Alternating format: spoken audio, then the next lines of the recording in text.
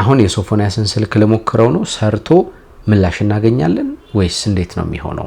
እስኪ እንደው የጋዜጠኛ ሶፎንያስ ዋሲሁን ጉዳይ እጅግ አነጋጋሪ ርዕስ ሆኖ እንደቀጠለ ይገኛል በልዩ ልዩ ማህበራዊ ሚዲያዎች ላይ። አሻም ቴሌቪዥን ስለ ጋዜጠኛው ቁርጥ ያለው አቋሚ ይህ ነው በማለት ያወጣችውን መግለጫም እንዲሁ እየተዘዋወረ ነው የሚገኘው። ይጠራል። የእናቱ ነገር ደግሞ የበርካታ ሰዎች ጥያቄ ሆኖ በምን አይነት ሁኔታ ላይ ይገኛሉ የሚል ሐሳብና ጭንቀትን የፈጠረም ሆኗል። ከዚህ ባለፈም ዋነኛው ጉዳይ ደግሞ ጋዜጠኛ ሶፎንያስ አሁን ያለበት ሁኔታ ታወቀም፣ እንዲሁም ደግሞ ስለ ጉዳዩም ምላሽ ሰጥቷል የሚሉ መረጃዎች በስፋት እየወጡ ይገኛሉ። ለመሆኑ ጋዜጠኛው በምን አይነት ሁኔታ ላይ ነው የሚገኘው? ምን አይነት ምላሽስ ቢሰጥ ነው እንዲህ ያሉት መረጃዎች እየወጡ የሚገኙት? ካገኘናቸው የመረጃ ምንጮቻችን ወደ እናንተ እናደርሳችኋለን። አሻም ቴሌቪዥን ያወጣችው የአቋም መግለጫስ ምን ይመስላል? ይህንንም በዝርዝር እንነግራችኋለን ማለት ነው። እንደምናችሁ ምንወዳችሁ ምናከብራችሁ ጎራ ስቱዲዮ ቤተሰቦች በተለያየ ዓለም ክፍል ሆናችሁ እኛን ተቀዳሚ ምርጫ አድርጋችሁ ስለምትከታተሉ እናመሰግናለን። ጎራ ስቱዲዮ ወቅታዊ፣ ማህበራዊ፣ አዝናኝና አስተማሪ ሆኑ ልዩ ልዩ ታሪኮችን እየዳሰሰ ወደ እናንተ የሚያደርስ ሚዲያችን ነው። ጌታቸው በላይ አብሬያችሁ ቆይታ አደርጋለሁ። ወደ ዝግጅቱ እንሻገር። 60% በ5 ዓመት ከፍለው የቤት ባለቤት መሆን እንደሚችሉ ያውቃሉ?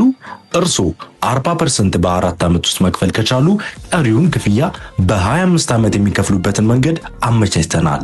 በመሃል ከተማ መዳረሻ በሆነችው ለቡ መብራት ግንባታቸው ከ85% በላይ የደረሱ ቅንጡ አፓርትመንቶችን ከስቱዲዮ እስከ ባለ 4 መኝታ ቤቶች ከተጨማሪ የሰራተኛ ክፍል ጋር እና ከዋናው መንገድ ትይዩ የሆኑ የንግድ ሱቆች ከ25 ካሬ ጀምሮ ለ20 ቤቶች በወጣው 30% ቅናሽ በ10% ቅድመ ክፍያ ከ600 ሺህ ብር ጀምሮ በመክፈል የቤት ባለቤት ይሁኑ።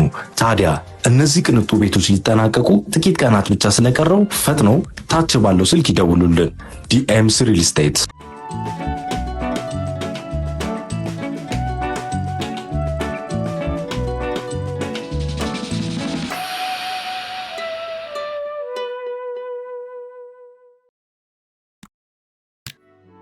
ጋዜጠኛ ሶፎንያስ በትናንትናው ዕለት ከአዳማ ከተማ በኩል የወጣውን መረጃ ተንተርሶ በርካታ ሐሳብና አስተያየቶች በስፋት እየተሰጡበት የሚገኝ የማህበራዊ ሚዲያ ርዕስ ሆኖ እንደቀጠለ ነው የሚገኘው። በመግቢያችን ላይ እንደነገርናችሁ ማለት ነው። በትናንትናው ዕለት የወጡትን ሐሳብና አስተያየቶች ከግራም ከቀኝም አይተን ለናንተ አድርሰናችሁ ነበር። ታዲያ በትናንትናው ዕለት ምሽት ላይ ወደ እናንተ ባደረስነው ቪዲዮ ላይ አንዳንድ ሰዎች ስለ ግብረ ሰዶም ያለህን ሐሳብ ስጠን የሚል አስተያየትን ሲሰጡኝ ነበረ።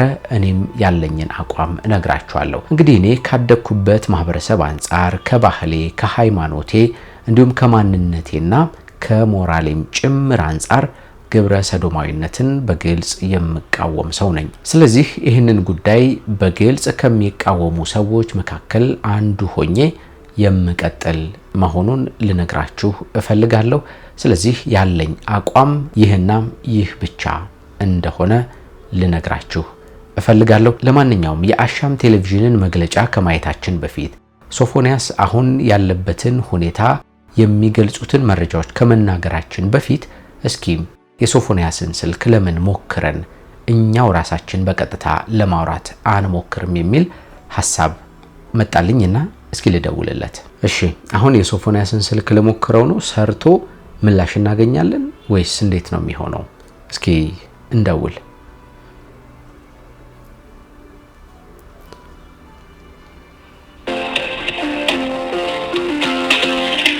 ይጠራል።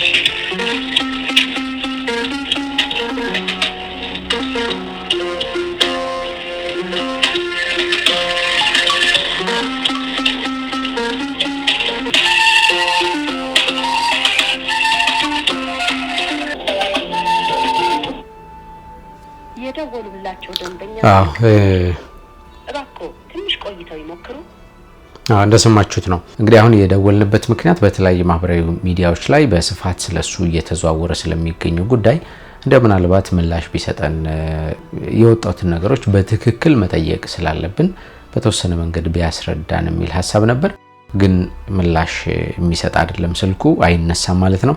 ለማንኛውም የወጡትን መረጃዎች እናካፍላችሁ። በመጀመሪያ አሻም ቴሌቪዥን ያወጣችውን መግለጫ እንንገራችሁ።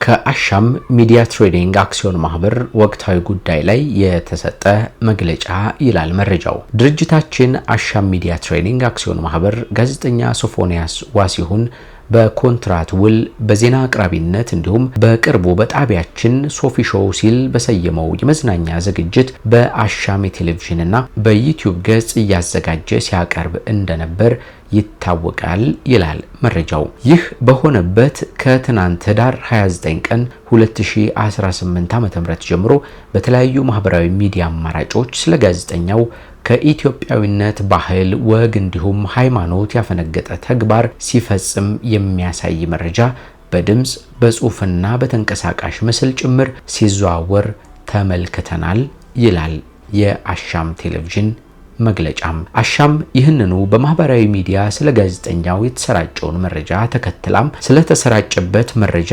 ሶፎንያስን ማብራሪያ እንዲሰጥ ጠይቃለች በማለት መረጃው ይቀጥላል። እንግዲህ በዚሁ በአሻም መግለጫ ላይ ለመረዳት የቻልነው ሶፎንያስ አሁን ያለበትን ሁኔታና የት እንዳለም ጭምር የሚገልጽ ሆኖ ስለተመለከት ነው። ቀደም ብለን በመግቢያችን ላይ የት ነው ያለው የሚለውንም በዚሁ ግረ መንገዱን የምንመልስላችሁ ይሆናል። እንቀጥል።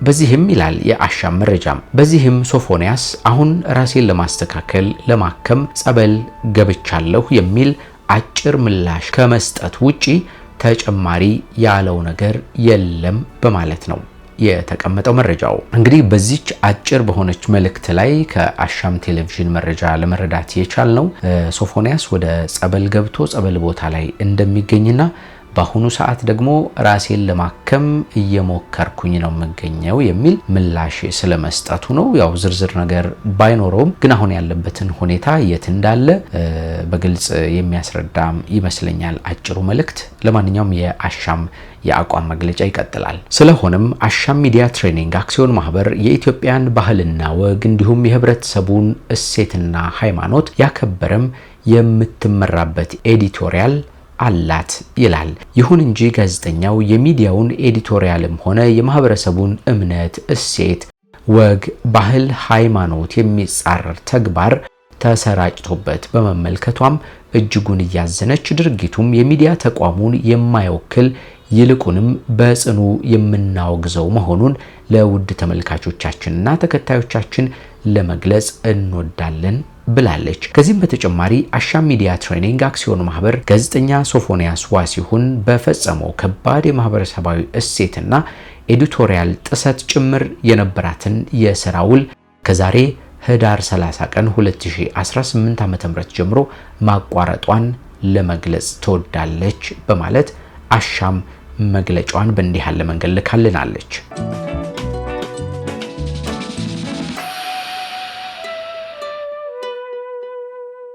ከዚህ በፊት በትናንትናው ዕለት ምሽት ላይ በሰራ ነው ከሶፎንያስ ጋር በተገናኘው ቪዲዮ ላይ እናቱ ይህንን ነገር ሲሰሙ በምን አይነት ሁኔታ ላይ ይሆኑ የሚል የበርካታ ሰዎች ጭንቀት ሆኖ ለመመልከት ችለናል። እንግዲህ እናቱ ብዙ መስዋዕትነት ከፍለው ለሱ ብለው የኪነ ጥበብ ስራቸውን የሚወዱትን የዘፋኝነት ስራቸውን አቁመው በርካታ መስዋዕትነት ከፍለው እንዳሳደጉት ከዚህ ቀደም በተለያዩ ሚዲያዎች ላይ ሲናገር አድምጠነው ነበር። እሳቸውም ለልጃቸው ማንኛውም እናት እንደምትሆነው ሁሉ ሆነው ነበር ለቁም ነገር ያበቁት። እንግዲህ ይህንን ነገር ሲሰሙ ግን ስሜታቸው እንደሚጎዳ ከዚያ ውጪ ደግሞ በጣም ከባድ ነገርም ሊፈጥርባቸው እንደሚችል የሚታወቅ የሚገመት ነገርም ነው ማለት ነው። እንግዲህ ፈጣሪ እሳቸውንም ይጠብቃቸው ያበርታቸው ለማለት እንወዳለን። ለማንኛውም በተለያየ ዓለም ክፍል ሆናችሁ እኛን ተቀዳሚ ምርጫ አድርጋችሁ ስለምትከታተሉ እናመሰግናለን። ጎራ ስቱዲዮ ወቅታዊ፣ ማህበራዊ፣ አዝናኝና አስተማሪ የሆኑ ልዩ ልዩ ታሪኮችን እየዳሰሰ ወደ እናንተ ወደ ተመልካቾች የሚያቀርብ ሚዲያችን ነው። በዛሬው ዝግጅታችንም እንግዲህ ጋዜጠኛ ሶፎንያስ ዋሲሁን በዛሬው ዕለት የወጣውን መረጃ ተንተርሰን የት እንደሚገኝና በምን አይነት ሁኔታ ላይ እንዳለ ለማቅረብ ሞከርን። ከዚህ ባለፈም አሻም ቴሌቪዥን ከዚህ ቀደም አብሮኝ ይሰራ የነበረውን ሶፎንያስ ዋሲሁንን በተመለከተ ያለኝ ቁርጥ ያለ አቋም ይህ ነው በማለት የላከችልንን መረጃ አካፍለናችኋል። ስለተከታተላችሁ እናመሰግናለን። ጌታቸው በላይ አብሬያችሁ ቆይታ አድርጌያለሁ። ቻናሉን ሰብስክራይብ አድርጉ። ሐሳብ አስተያየታችሁን ኮሜንት ላይ አኑሩልን። በሚቀጥለው እንደገና በሌሎች መሰናዶዎች እንገናኛለን። መልካም ጊዜ ለእናንተ።